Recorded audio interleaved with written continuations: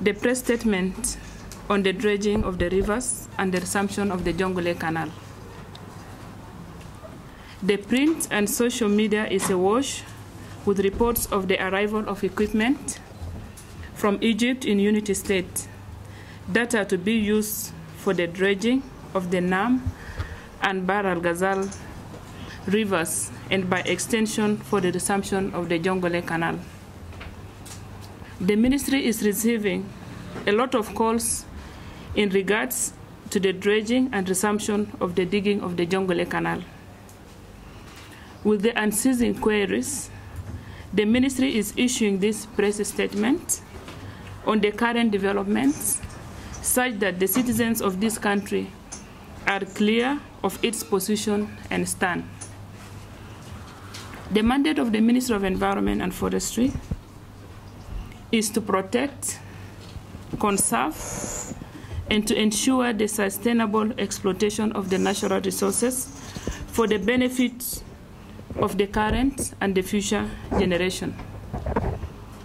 The genesis of the current development is the flooding that affected 5 of our states, resulting to the displacement of 800,000 people.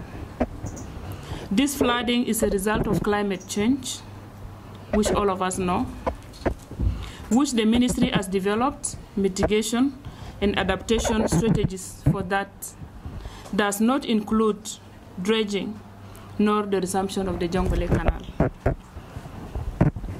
I want to repeat, this flooding is a result of climate change, which the ministry has developed mitigation and adaptation strategies for that does not include dredging nor the resumption of the Jonglei Canal. The Ministry of Water and Resources and Irrigation is a proponent of these projects, and we are yet to be notified officially by the Ministry of Resources and Irrigation, requesting for the conduct of comprehensive environmental and social impact assessments and hydrological studies. Once such a request is received,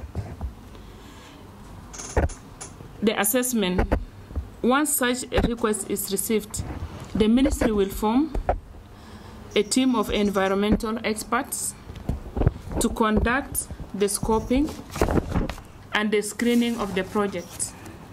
Sites thereafter develop terms of reference for the conduct of environmental social impact assessment and any relevant studies. Following the development of the terms of reference, a tender for the conduct of the environmental social impact assessment will be advertised, and environmental firms or individual consultants will bid, and those vetted and deemed qualified by the ministry will be awarded the contracts to conduct the assessment and studies.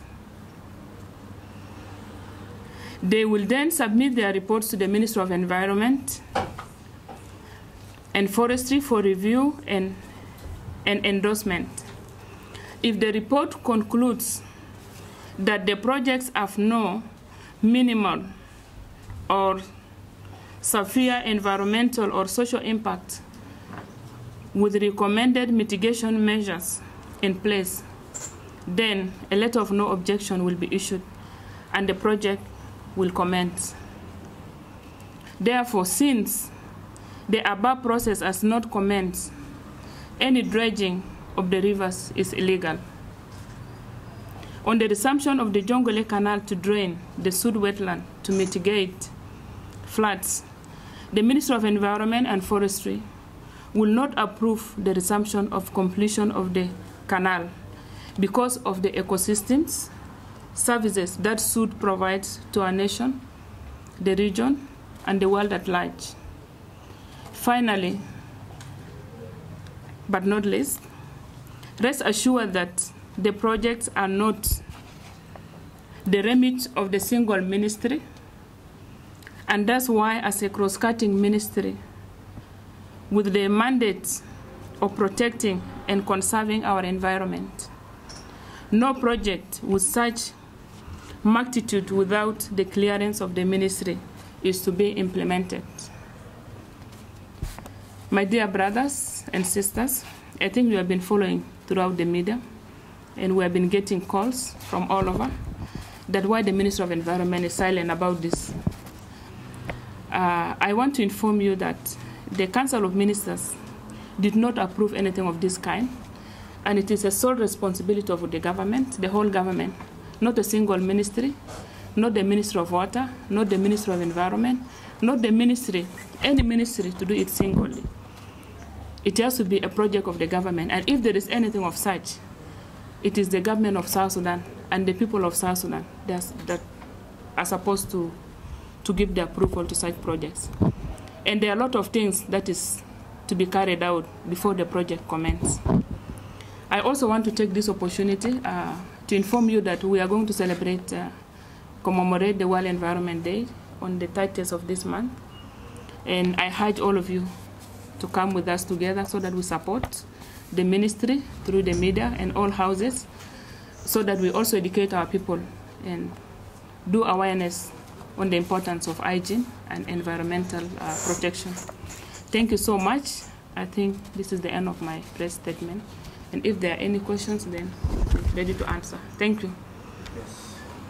Okay. Yeah, thank you. Your name and then my name is Moyo Jacob Felix. I work for iRadio. You did mention in your statement that the government has not approved the project to carry on. Last week, the authorities of Unity State did mention that they have received the equipment. They are waiting for the last equipment to arrive so that the project commences. I want to get a clarification. Is Unity State independent from South Sudan, or is it actually part of South Sudan? I will need a clarification on this. Number two, you did mention that the Council of Ministers is not aware of this, but we are meant to understand that the Minister of Water Resources had so far presented this to the Council of Ministers, of which you are actually part of that council. What are you trying to say in regards to this?